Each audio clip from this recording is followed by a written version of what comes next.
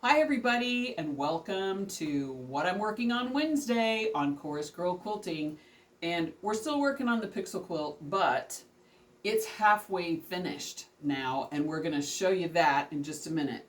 But first, I want to talk about some of the things that I've learned about putting these quilts to this kind of a quilt together as I've gone along, and it's making the job really easy. I actually really like it.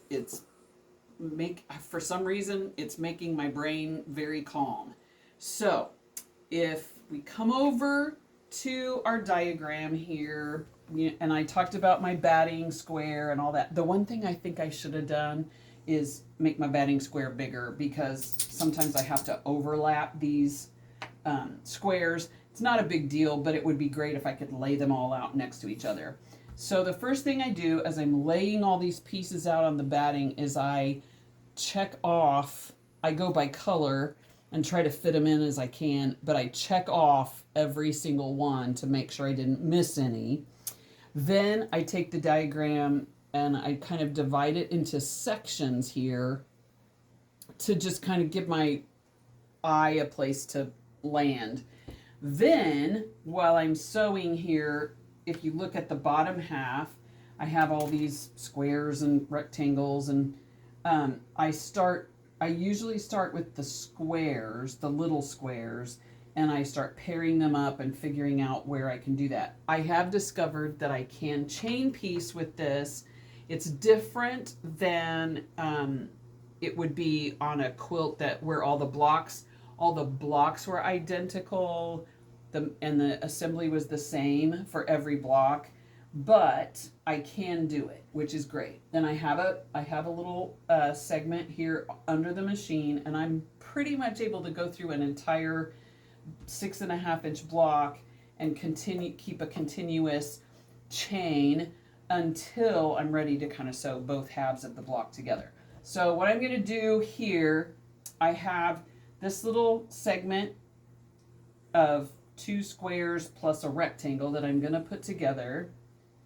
And I don't know if I said this already, but one of the things that I really, really figured out quickly was setting my machine to a slow speed really helps with the accuracy and control. So I'm going to slide this under the foot here, and my foot has a guide. I've set my machine. I've given it some settings. I'm using a really short stitch length because there's so many small pieces. The seams can pop pretty easily. So I'm going to scoot that forward just a little bit.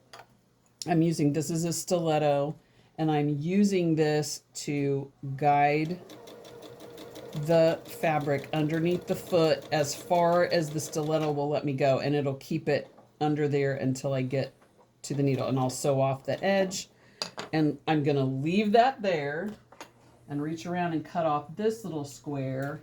And I've been trimming, the fabric ravels, and so I trim off those little pieces. So I open this up like so, and it will be placed in the block this way. And I take my seam allowance and I just this is called finger pressing. I do that. And then this is a cool thing. It's a seam roller, and it helps flatten the entire seam, but it also really helps kind of press that bulk down there where the seams cross. So I just roll it like that. And sometimes I just let it go back I just lay it on my board until I'm ready to sew it to something else. But for this demonstration, I will show you, I have my little portable ironing board, and this is a project iron, and it's very portable. It comes with a case and all these things. So I just press it. You can put water in this, and it will steam as well. But I'm learning to press my blocks without steam because I think that's really been helping. And then I just place it here on the board. I can scoot them over now where they belong. So that's how the sewing is going so far. So we're gonna switch places and we'll show you the top half of the quilt. Be right back. Okay, here it is. This is the first 6 rows of the quilt. There's 6 more to go. I'm working on row 7. That's the first block that you saw of row 7. This row I have actually not sewn this on yet, but this is how it looks so far. And okay, full transparency here. I found a mistake. And at first I thought, oh no, I can just let that go. And then the more I looked at it, I was like, oh no, I can't do that. I can't do that. My headlight is not symmetrical here. It doesn't, these headlights are not exactly the same as far as the colors go, but right here, I thought, oh, what happened to that? And I went back to my diagram and I checked. These 4 little squares right here are turned the wrong way. And this little black square, it should actually turn, would that be a quarter turn? Yes, a quarter turn where this little black square is actually down there. And then it's going to look like a round headlight instead of a broken headlight. So later, I'm going to come back and fix that. But overall, really, it's really been fun. I really like how it looks. It looks like the Jeep. And I think Handyman would give it a thumbs up. Yes, he said yes. Okay, so that's where we are with this. Halfway there. I'm hoping that I'll have it done by mid-July. We're getting ready for July 1st, so I'm hoping by mid-July I'll have the top finished. Don't know if that'll happen or not, but we'll see. And I'm keeping track of how long it takes to make each block because it's different for each one depending on how many pieces are in it. So that is the Pixel Quilt so far.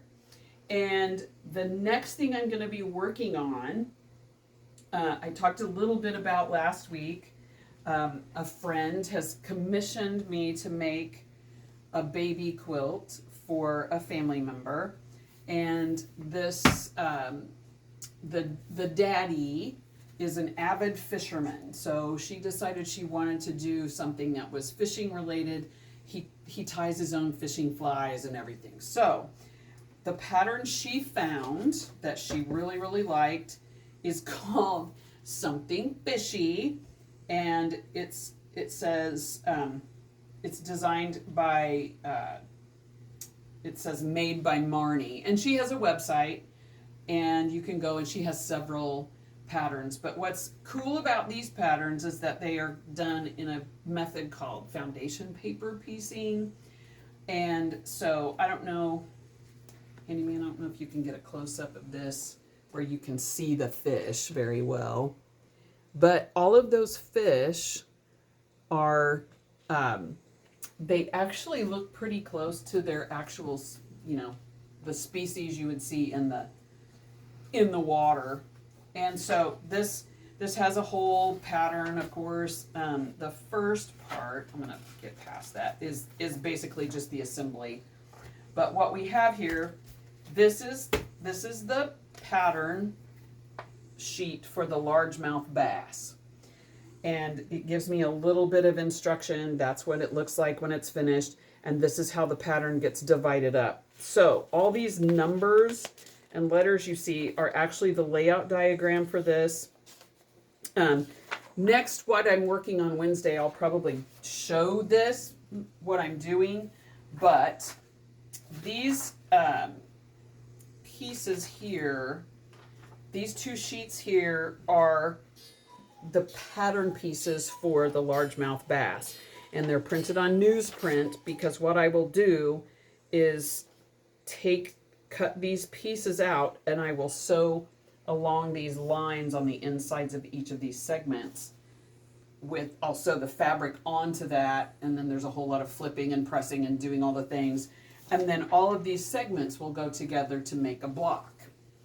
Also kind of it's a good brain bender, but they are very fun to do. The other great thing about paper piecing is that I can take it with me wherever I want to go. Like I can sew it here and I can sew it down at the Love Shack, or if I wanted to take my machine and go another machine and go to a sew day here in town at one of the local quilt shops, I could do that because I don't have to worry about adjusting my 1/4 inch to fit my machine. A 1/4 inch is a 1/4 inch, but for some machines you have to adjust your needle, and for some you don't, and so it can become pretty frustrating, and your pieces don't always line up. But so that's another great thing. I can take this with me when we travel down south, and I can work on it there, and I can bring it home, and I can work on it some more.